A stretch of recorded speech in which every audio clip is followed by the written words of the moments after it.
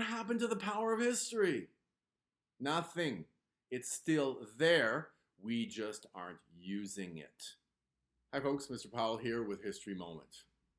At Knowable World, we are dedicated to providing your family with the best homeschooling printables, mini lessons, curricula, and classes, both live and recorded, for homeschoolers.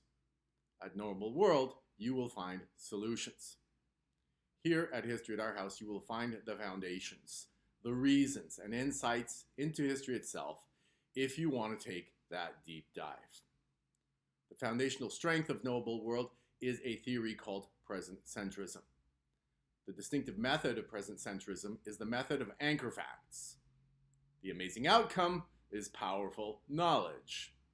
If you want to better understand these things, then the History at Our House channel is for you.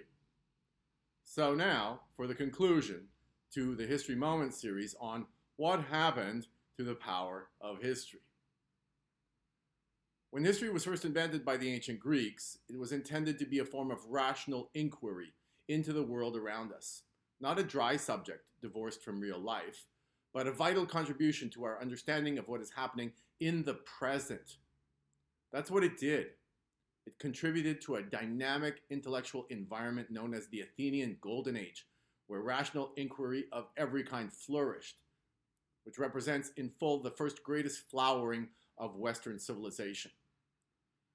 The flowering died out, but thankfully not completely.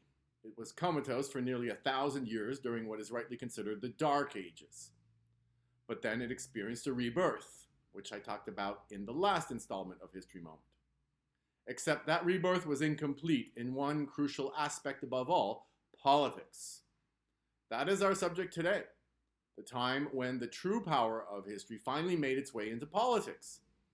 That time is the American Revolution. And there is no greater testament to the power of history.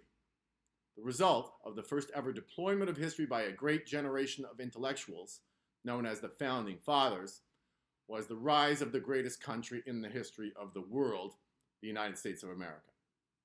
How did it happen? We can rightly point to the famous moment when Patrick Henry raised his voice in St. John's Church in Virginia, when he thundered, "Give me liberty or give me death," as the moment when the match struck the powder keg of colonial resentment towards growing British tyranny. Why was Patrick Henry such a great founding father, so eloquent and persuasive? At the root of the Patrick Henry phenomenon was historical mindedness.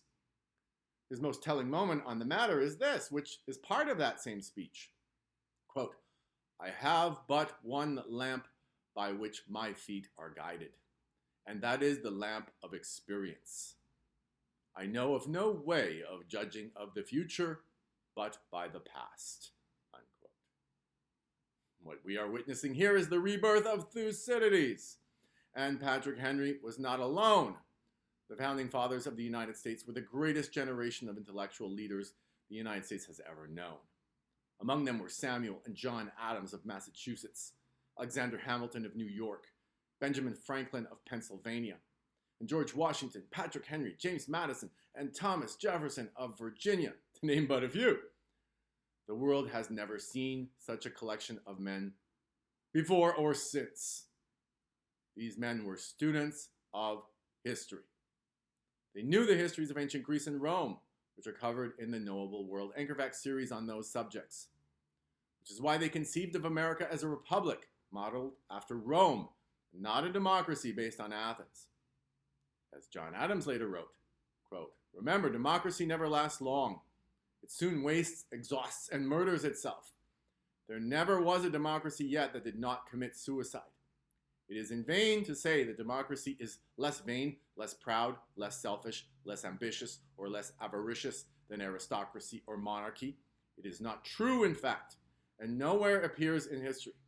Those passions are the same in all men, under all forms of simple government, and when unchecked, produce the same effects of fraud, violence, and cruelty."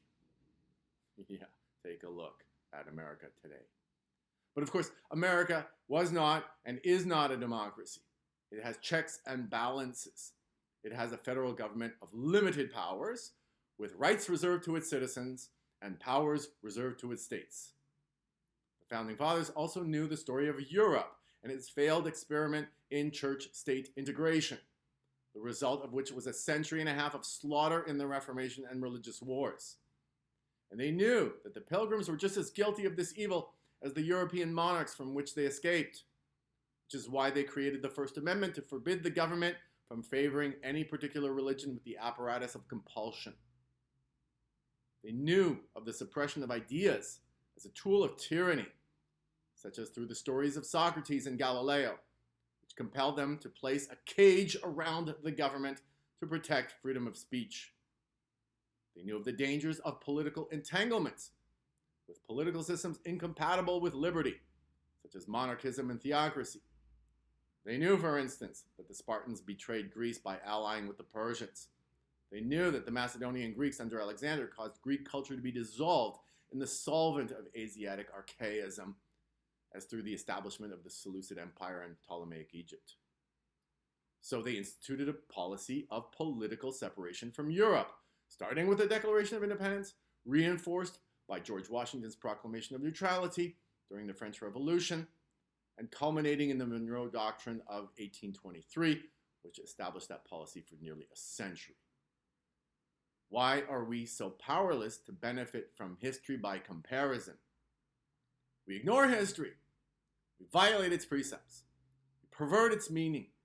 We ignore its lessons.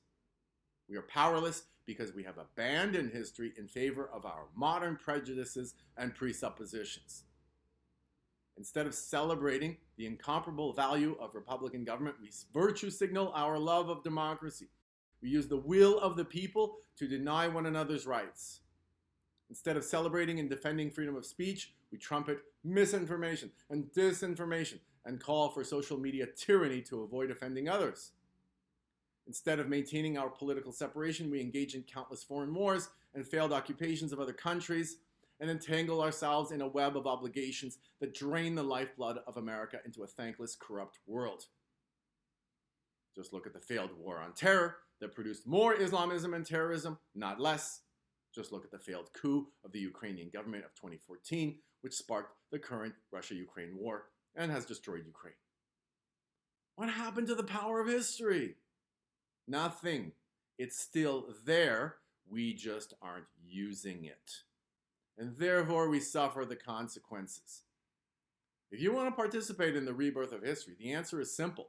Become a part of Knowable World. Give your kids the gift of history with access to an Anchor Fact series of printables and mini lessons. You can use classes like that to counteract the pablum they are feeding them in public schools. Or better yet, withdraw your kids from public school and join the live classes. Or, if what you want to do is simply support the program, even if you don't have kids, then get in touch with us. We'll be happy to receive a donation. We're always looking for patrons and investors. In 2025-26, we are studying Europe, Russia, and the world we live in. Who could doubt that the insight provided by such a topic is empowering, given the disintegrated state of American-European relations and the ongoing Russia-Ukraine war? Knowable World is the place to start reclaiming the power of history. And here on the History at Our House channel, I will help you to understand the deeper reasons for the fight and the reasons why we will win. I look forward to seeing you again.